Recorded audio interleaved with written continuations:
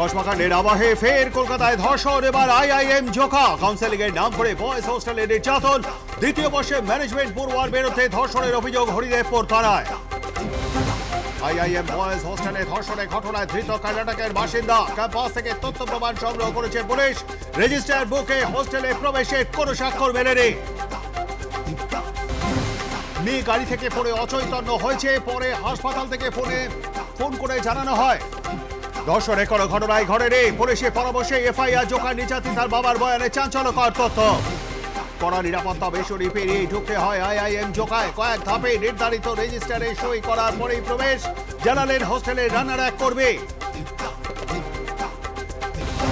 IIM জোকায় প্রতিবাদে প্রদেশ কংগ্রেসের সাধারণ সম্পাদক আশুতোষ চট্টোপাধ্যায় নেতৃত্বে বিক্ষোভ।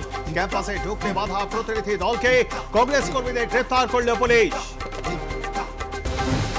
ক্রমেই সামনে আসছে মনোজিৎ মিশ্রর আরো কুকীর্তি। অশ্লীলতার চরম পর্যায়ে। কসবা ল কলেজে নেবেন সমাজ মাধ্যমে ভাইরাল নারী ভোগে বিকৃত মনস্ক মনোজিতের দাদাগিরি।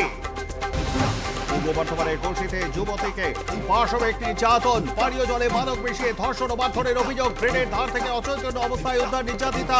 42 দিন ধরে হাসপাতালে ভর্তি নির্যাতিতা। যুবতীকে নির্যাতনে অভিযুক্ত শেখ সাইরুদ্দিন। সাইরের দোকানে কাজ করতে নির্যাতিতা জামিন পেয়ে বহাল তবিয়াতে অভিযুক্ত নির্যাতিতা বাড়ি যান এনসিউডব্লিউর প্রতিনিধিরা। পীর বিতর্কে মোহাম্মদ সাবের প্রাক্তন স্ত্রী হাসিন জাহান জমি বিবাদে প্রতিবেশীকে হেনস্থার অভিযোগ। বচসা সময় প্রতিবেশীকে ধাক্কা, সোশ্যাল মিডিয়ায় ভাইরাল সেই ভিডিও।